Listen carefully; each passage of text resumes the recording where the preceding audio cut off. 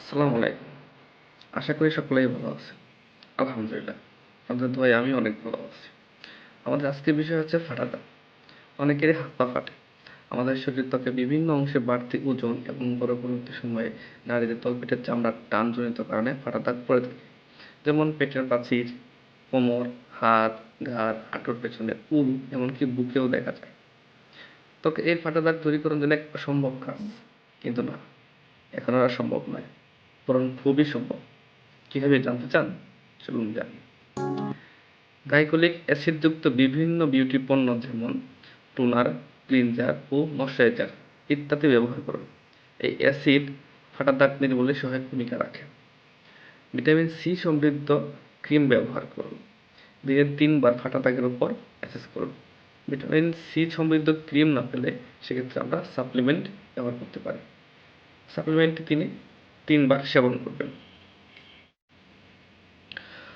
প্রতিদিন ৩ বার ফাটা স্থানের উপর ডিমের সাদা অংশ ৫ থেকে ১০ মিনিটের জন্য ম্যাসাজ করুন। যতদিন দাগটি নির্মূল না হয় ততদিন এই পদ্ধতিটি শরীরে অ্যাপ্লাই করে যাবেন। শরীরে ফাটা দাগ নির্মূলে লেবুর একটি টুকরো নিয়ে দাগের ওপর ১৫ মিনিট ধরে ম্যাসাজ করুন। এতে বেশ উপকার পাওয়া যাবে। ফাটা দাগ নির্মূলে বিভিন্ন ধরনের তেল মিশিয়ে দাগের উপর প্রতিদিন ১০ মিনিট ম্যাসাজ করুন। উপকার পাওয়া যাবে।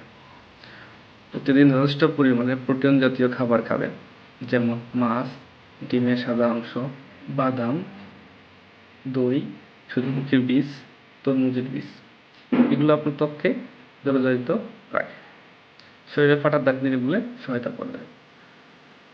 এই ছিল আজকের ভিডিও।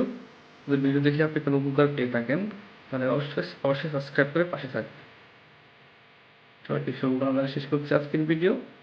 আসসালামু আলাইকুম।